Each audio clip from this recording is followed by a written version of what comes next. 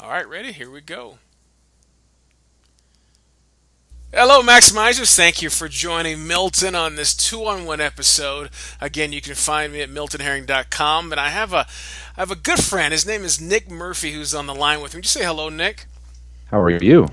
I'm doing wonderful. Thanks for joining me today. Maximizers, just to give you a brief background of Nick's life, and he's going to add some more context and share what brought him up to this point. But just to let you know that Nick, I'm going to say Jay Murphy, is the author of Unboxed, an unfiltered guide to creating a career on your terms. He's also the host of the Transform You podcast.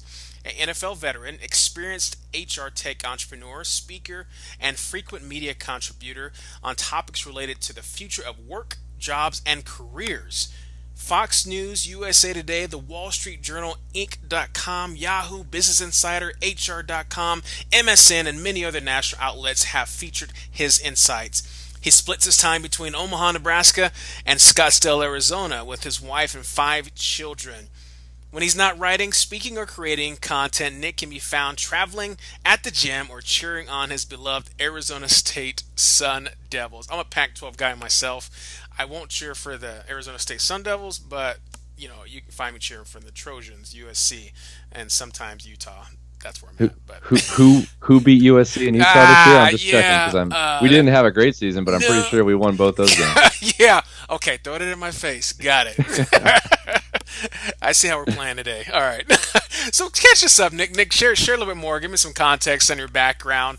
What got you in today? I see you have a really deep history and past here when it comes to just management, leadership, connecting, marketing, just life in general. Can you catch us up a little bit more? Yeah, sure. I'll try to keep it somewhat concise. There's a lot there, and really the way I got into the jobs and career space was kind of coming out of football when I was 26, out of the NFL, and really wanting to solve my own problem. I didn't have a traditional background like most college athletes don't. Didn't have an internship, and being able to play professional football for 4 years kept me from having a normal kind of trajectory, I guess, as I came out of Arizona State with a bachelor's degree, and found myself at 26 having really the only the only skill I really had was punting an inflated piece of pig leather, which is not all that transferable, as it turns out. Can't kick it. So I went into that space really trying to solve my own problem. Founded a video resume company with the idea that video should be able to supplement a text resume and not replace it, but give some context to that document and get people an invite into the conversation, into the actual process. So that's kind of how I fell into the jobs and careers space and took that from there. But I was an athlete growing up. Was born in St. Louis, Missouri. My family moved to Scottsdale when I was in middle school, and just sports and innovation and technology. I love marketing. My corporate background was in sales, and so kind of that intersection of technology, innovation, entrepreneurship, and sports, and just helping people hit big goals and get where they want to get in their life and in their career is something that fires me up. So that's how I spend my time now, and I'm fortunate to be able to earn a decent living doing that and helping people close the gap between where they are and where they want to be in their career. Wow, awesome. Now, growing up, St. Louis, Missouri, right? You grew up there, and you were born there, raised there. What kind of led you down the path? Was it your father that kind of put the whole sport characteristic in you, or is it something you kind of on yourself? Like, hey, I want to follow this path in life. What kind of led you down this whole athletic path, or were there other options when you were growing up? As early as I can remember, I remember driving around. We had a white and blue like Astro minivan back in the 80s, and we would drive as a family like to Peoria, Illinois, and we'd drive to Denver, and we'd be in this van all the time as far as I remember. We'd have conversations about what do you want to do when you grow up, and my brother wanted to be a fighter pilot, and I wanted to play. It was originally baseball, and then it was soccer, and then it was football. But as long as I can remember, I always wanted to be a pro athlete, and so I had 3 goals in my life. One was to be a pro athlete, one was to start a company, and the third one is to be president of the United States. And there you go. Two of the three are done. We'll see if the third one ever happens. But it's as long as I've been able to remember that sports has always been a huge part of my life. It's how I spent every waking second on the weekends as a kid growing up in Missouri, and I learned everything that matters in my life primarily from the adversity that you overcome in sports and what you learn about yourself and what you can deal with, who your real friends are, the importance of team and leadership, and everything came from sports. And I was fortunate enough to play it at a high level, but most of the things I learned that mattered were lessons from kind of those early years. Yeah, that's good, and I love the fact that if you can unpack the whole goal piece of it. I think maximizers we're big on goals, and we're big on basically having visions out there that allow us to kind of stick to it during the hard times. But we have something ahead of us that we're always pushing and going for that never leaves us as a child or even as an adult. When you talk about goals, what in your training philosophy and what you do now, help unpack what goals mean to you and how it can help others succeed. I think goals are just important. It'd be like starting out on a road trip and having no idea where you're going to go. And, if you've ever been around someone who seems to be interested in something wildly different every, 3 to 4 months, they typically never make a lot of progress towards anything. And you're kind of just going where the wind blows you. And a lot of young people struggle with that because they're not quite sure what their identity is. They're not quite sure where they want to go. And so for me, there's all kinds of schools of thought on SMART goals and other types of goal setting frameworks. But without getting into the weeds on it, understanding that everyone needs a goal, and that by having a goal that's measurable enough to be measured and also large enough to make you uncomfortable. You don't set goals that are easy. You don't set goals that are quote unquote impossible, although I don't really necessarily believe anything's truly impossible. True. Yeah. There's that balance. So goals around being 50% uncomfortable with your goals and then working towards it, being specific, understanding when you're going to achieve that and what that means for you in your life is really, really important. And, as an athlete, I think it's easy to create goals because, there's statistics. Yeah, right. Know pretty well if you batted 300 or if you had a 45-yard net punting average or whatever the case may be. In life and in business, it's a little less tangible.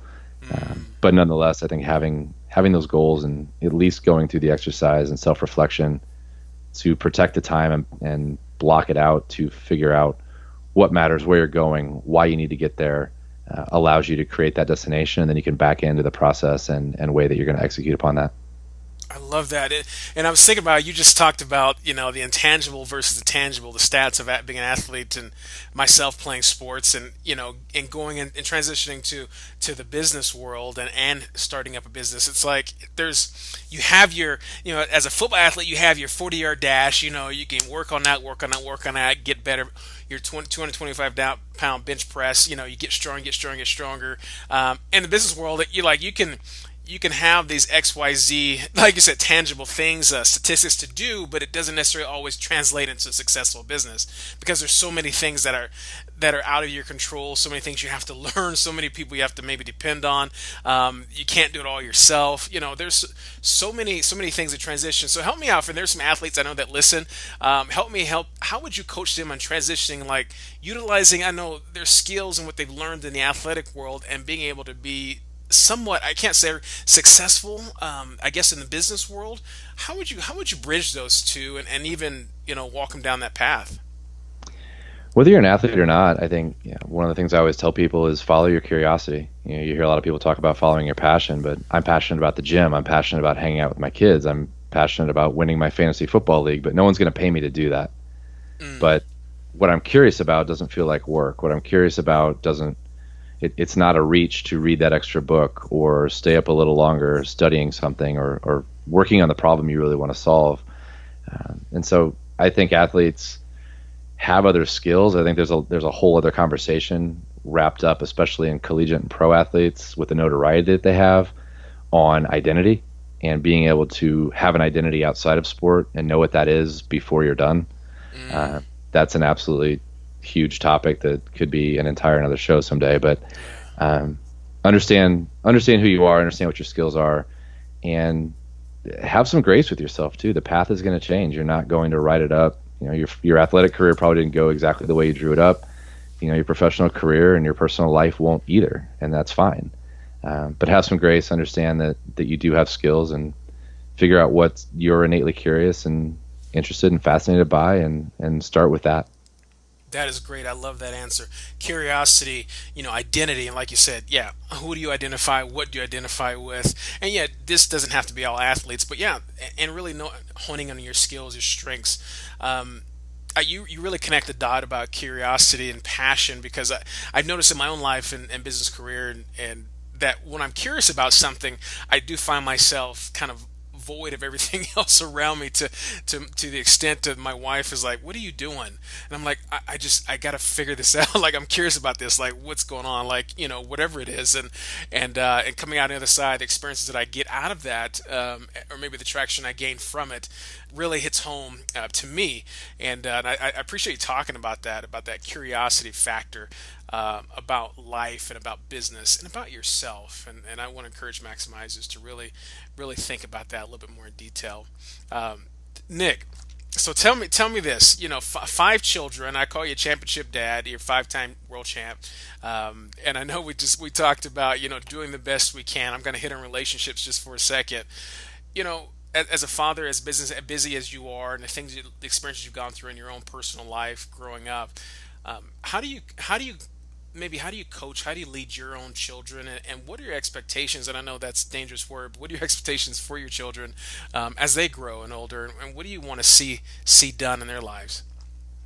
Yeah, gosh, I mean, so much. I think we do just do the best we can, and we have our moments. I think every parent that's honest with themselves has moments that they're not proud of, and they have moments where they're like, I was a good parent that day or in that moment or at that time. And as far as what I want, I mean, my expectations of my kids are pretty simple. Treat people with respect, be kind, and listen. That's it. Like, I think if we could all just do that and have self-awareness, the world would be a kinder, less divided, more prosperous place for everybody.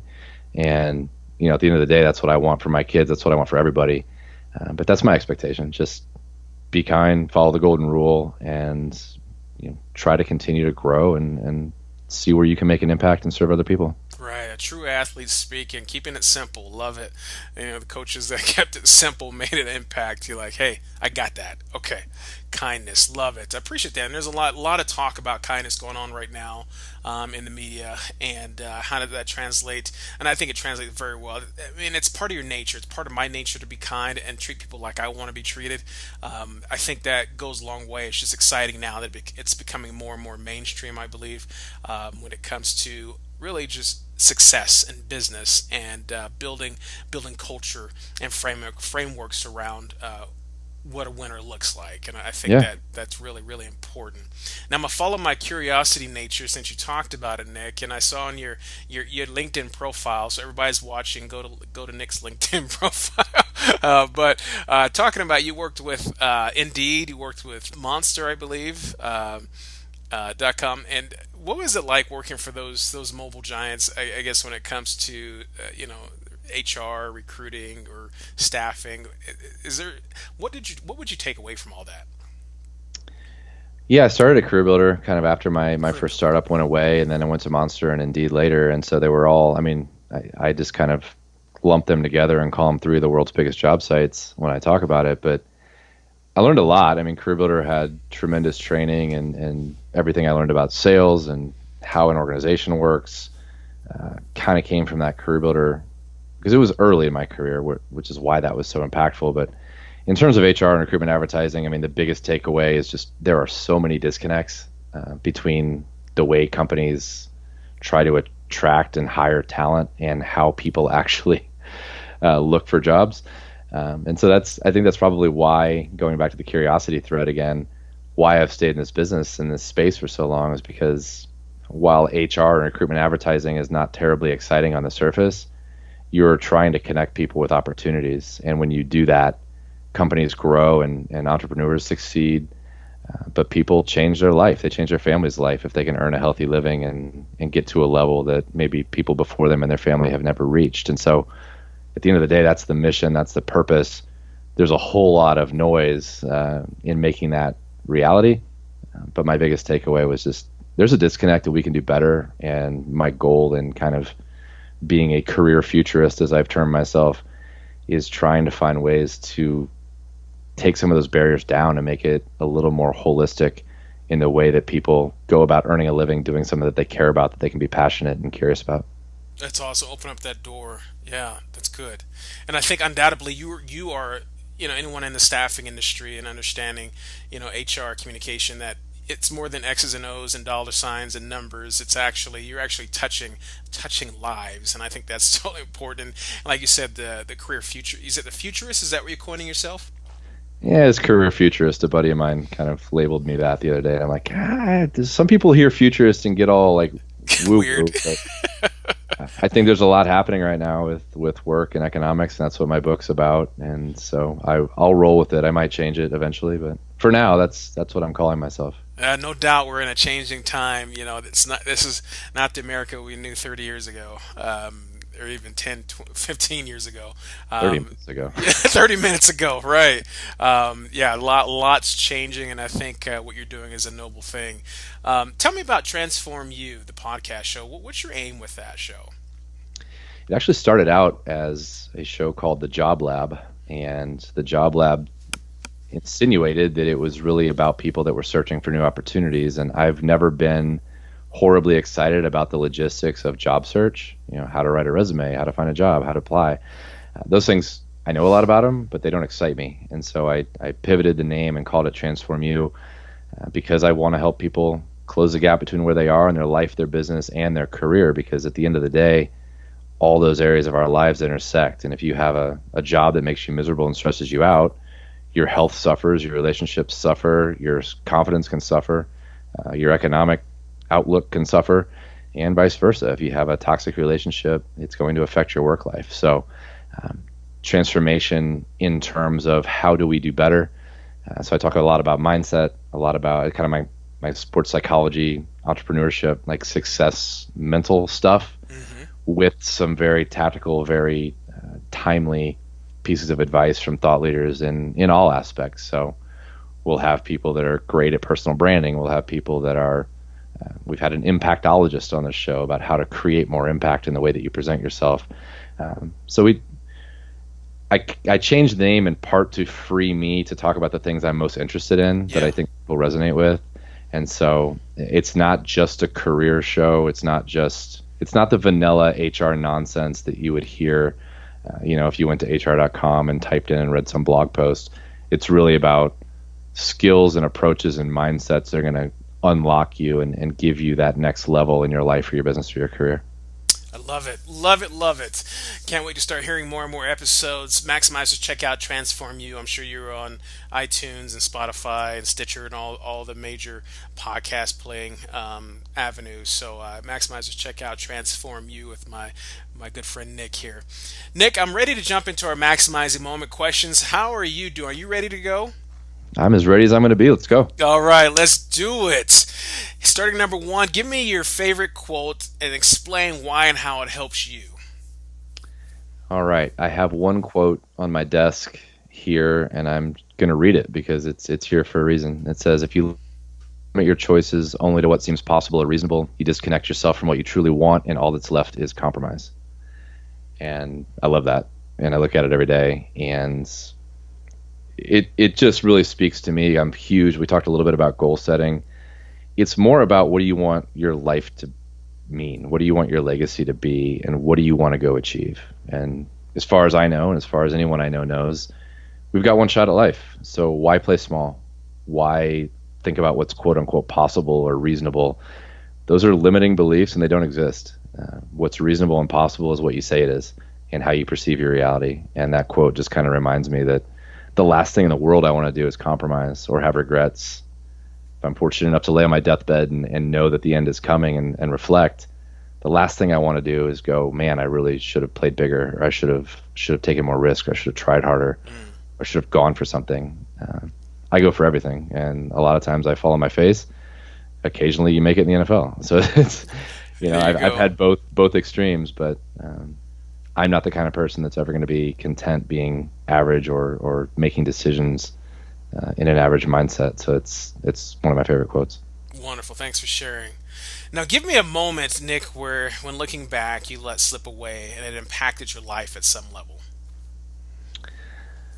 I I think the NFL. I mean, I don't know if slip away. I was a punter, right? So 32 jobs in the entire world. You could be the 33rd best and be completely unemployed. There are no backups. There's no other leagues. It's kind of that or nothing. And so that was a really great way to earn a scholarship and a really hard way to make a living. But in entrepreneurship and in other areas of life, we talk about imposter syndrome and just not feeling like you're really up to the level that you're playing in. And I think I didn't feel it at the time, but I think as I look back, I don't ever know that I truly believed I was going to have a 10, 12, 15-year NFL career. It was kind of, you're lucky to be here, do the best you can, but you're probably going to get cut in August anyway. So, get ready for what's coming. And looking back at that, youth is wasted on the young, as they say. And so it would be cool to know what I know now and go back and really go at that from a different perspective and a different mindset. Yeah. I can't change my talent or my size or anything like that, but if I was good enough to get there, I was good enough to stay there. I just think I needed to believe it was going to happen.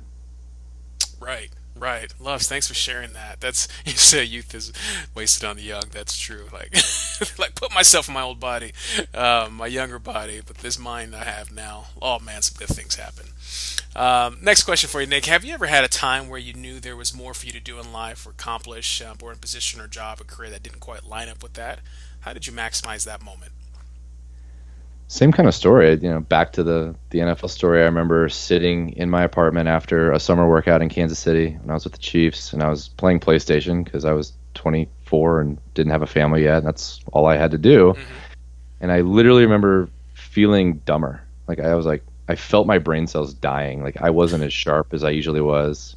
I graduated with a 3.9. Like school was always easy. I'm a relatively smart guy, but I wasn't challenged. I wasn't doing anything to stretch my mind or prepare for what was coming, even though I just mentioned I kind of always in the back of my mind knew it would end.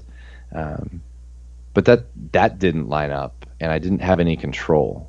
And so I finally made the decision that, I could do everything right and may still not end up on a roster, or I could do nothing right and the phone could ring tomorrow and I could get signed again. And that drove me absolutely nuts. So my maximizing moment decision was take back control and go do something for me, or put it all in somebody's hands and hope that I get lucky. And I wasn't willing to do that. Wow, that's cool. Thanks for sharing that.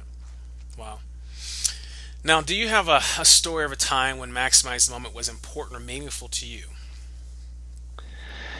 Yeah, and it might be an answer that's unique compared to what you might usually hear, but I think daily and family time and being present. You have 5 kids, I have 5 kids. I think we understand more than some people how difficult it can be to be present in those moments, especially when you have, including yourself, 7 people in your household that need your attention in addition to your job, in addition to the other things going on. And so to me, maximizing the moment isn't always about me. It's not always about work. It's not always about professionalism. It's about maximizing that opportunity to when my 5-year-old says, come play this board game with me, I put my cell phone down and I go play the board game with him, even though we played it 100,000 times, and just be there. I think that's the moment when my kids look at me and ask me, Daddy, will you please? And I can actually realize that this means a lot more to them than the subtle act of what it would mean to an adult. And taking time to be present is how I try to maximize those moments. Oh, that's good. It makes me. I say it all the time. Time, it's fleeting. Time, it's just a whisper. It's a vapor. It's gonna be gone. And that 5-year-old will be 25. And the time he asks you to play that game that you played 1,000 times, maximizes. Do it. Stop. Drop it. Drop everything you're doing and go do it. Because you won't get that time back. So thanks for sharing that, Nick. How would you define a maximizing moment for $1 million? A moment when what you do or what you don't do creates a lasting impact for yourself or for someone else. Wow.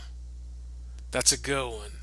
A moment when you don't do something that creates a long-lasting impact on someone else.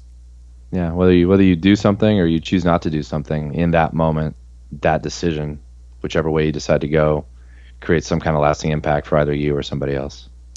That's heavy because you think about I mean pressure on somebody's on your life and just the choice and decisions you make, how important they are, the butterfly effect of every moment, every decision we make. Gosh, it takes you further or brings you closer, and I think you nailed it with that. Thank you, Nick. And so my maximizers are all about actionable steps. And I know you probably have some, but if you could share three immediate action steps to take for a person to maximize a defining moment in their life, what would that be? So many places I could go, but in the instance, trying to make it three, I think the first one in that moment would be to understand and list out your priorities. You can't necessarily have it all across every spectrum of your life. So prioritize what matters and have that listed down.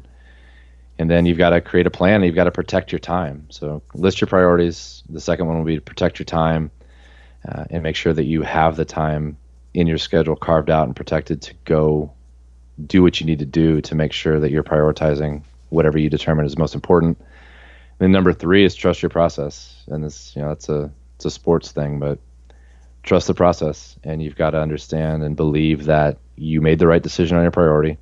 You've protected the right amount of time. You're working the best way you can. And while it might not happen immediately, that doesn't mean that you're wrong. And so list the priorities, protect your time, and trust the process. Love it. I love that. Maximizers, hope you're taking notes because that was good right there. That'll last you not just an athlete, but just in life. I think protecting your priorities, understanding those, protecting your time and understanding, listening your priorities, and then trusting the process.